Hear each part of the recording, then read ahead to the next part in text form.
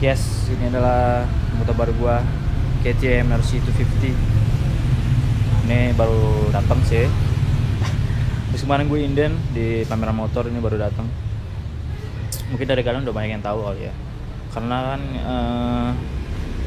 dealer KTM sendiri banyak ngasih uji coba, ngasih test ride di beberapa mall juga, di beberapa pameran juga. Ini motor gua baru datang.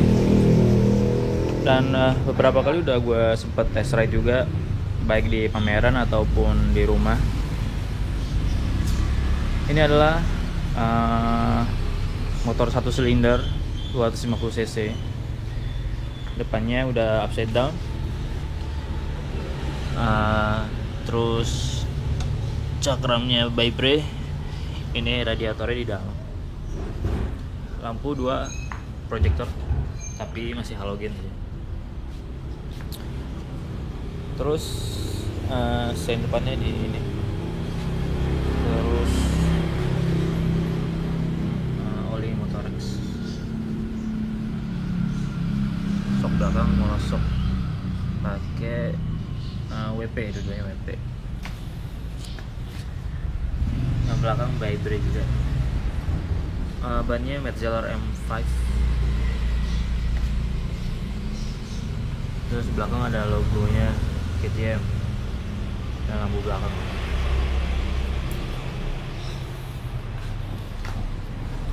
Ini motor kurang lebih sekitar 140-an kilo beratnya. Dan ini termasuk enteng untuk kelas 250 cc.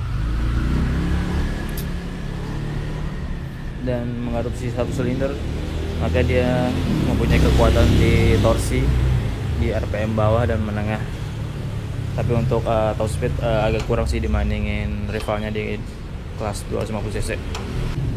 Untuk kalian yang ingin masuk ke kelas 250 cc atau pemula ingin mencoba motor 250 cc, gue merekomendasikan banget ini RC250. Sorry, bukannya gue jualan di sini, gue bukan sales. Gue bukan salesnya si Penta atau Mitra Indo ya. Gue pengguna biasalah, biker biasa. Kenapa gue rekomendasikan? Pertama, dia enteng.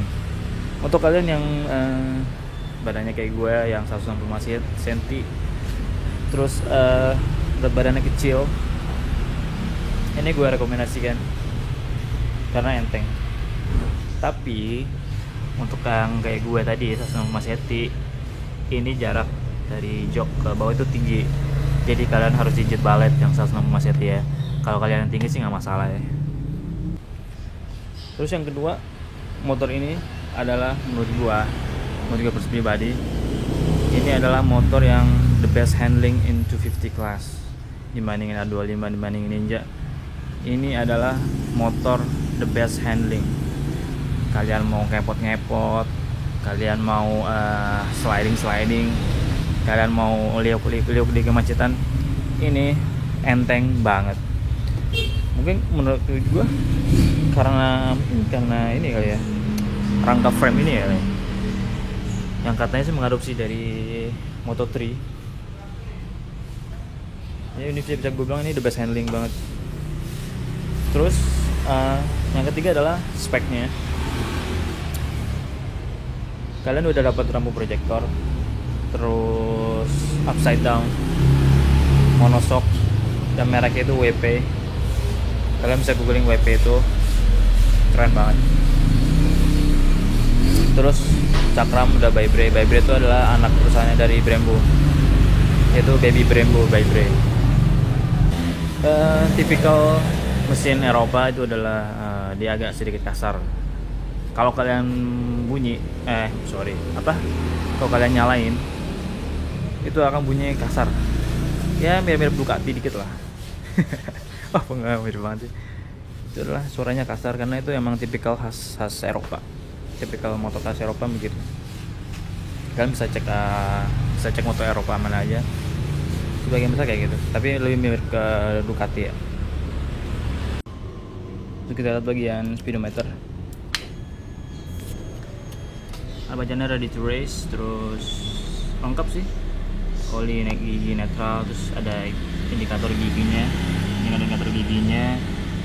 speed berapa kilometer, baru 19 kilometer gua karena masih Ryan. Ini ada suhunya, tadi habis gue pakai suhunya masih tinggi.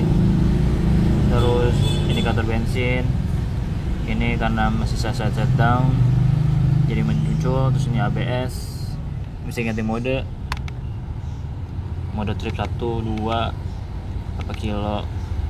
Terus ada setting untuk ini rata-ratanya, rata kecepatannya, terus jarak tempuhnya. Terus servis lagi 981 kilo lagi baru servis.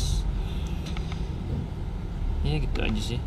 Nah tapi sini ada tombol rahasia, yaitu di sini. Ini nggak ada bacaannya sih emang. Tapi kalau kalian pencet ini lama, makanya ABS-nya akan mati. Ketika kalian offin engine lagi, jangan onin lagi, maka ABS-nya otomatis langsung nyala. Karena defaultnya adalah ABS nyala. Tapi kalau kalian mau matiin ABS-nya masih bisa tinggal mencet tombol di sini nih. Oke. Sebenarnya standar sih, ini lampu jauh, klakson, start engine, ini biasa. Di Jakarta harga on the road motor ini adalah, kalau nggak salah tuh harganya 48 juta ya, on the road Jakarta ya.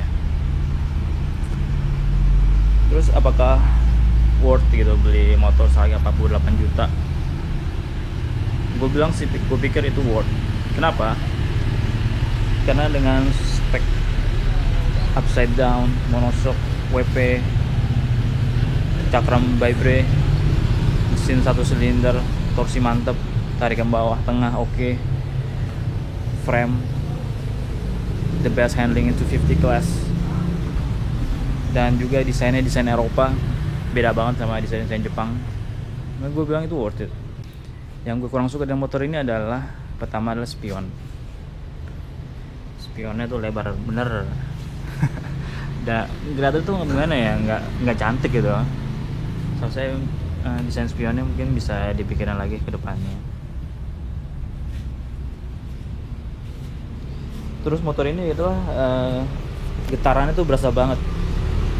Kalau kalian gue nggak tahu ya kalau test ride-nya bisa kenceng atau enggak. Kalau kalian test ride kenceng itu getarannya berasa banget, kayak naik baja ya. Jadi tangan itu getaran itu benar-benar terasa. Terus kalau kalian mau motor ini, maka kalian harus menunggu inden, karena motor ini inden, datangnya dari India, inden. Tapi seperti itu lisensi dari Austria, tetap lisensi Austria. Kalian harus inden. Dan karena ini motor CBU, maka surat-suratnya pun ya agak-agak lama lah dibandingin motor CKD. Biasanya sih standarnya 2-3 bulan motor CBU. Kalau untuk motor CKD paling sebulan cepet lah. Oke. Nah kali ini gue kasih video test ride. Ini rasanya bungkuk banget, benar-benar racing style. Ya tapi nggak sebungkuk ini sih, nggak sebungkuk Yamaha R6. Yamaha R6 kan karena posisi joknya lebih tinggi ya. Tapi ini enak sih, ramping pas banget nih, yang buat orang kecil kayak gue nih yang tingginya 155. Dia tuh nggak terlalu tinggi banget sih, cuma tinggi jok ke tanahnya tuh tinggi banget, men, jinjit men. Ini masih Ryan ya gue, motor masih Ryan, jadinya cuma main di kisaran 5.000 sampai 6.000 rpm aja nih. Karena nggak bisa geber-geber, belum bisa miring-miring karena bannya juga belum panas ya. Ini gue baru pertama kali ngeluarin dari garasi karena baru sempet.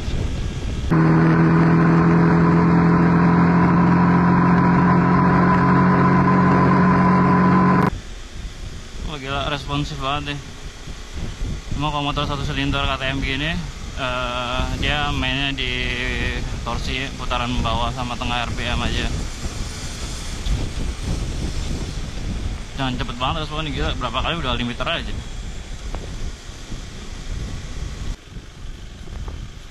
Dan ini kopling jauh men. Yang biasanya naik motor Jepang kopingnya deket nih kayaknya kopingnya jauh. Aduh jangan aja banget sih.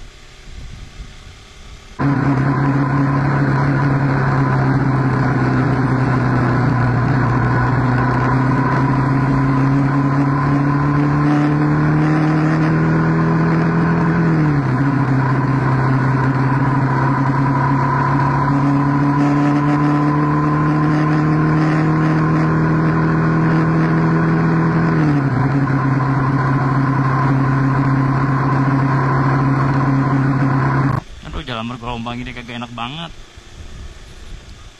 Racing style cuma jalan bergelombang. Biji gue mateng.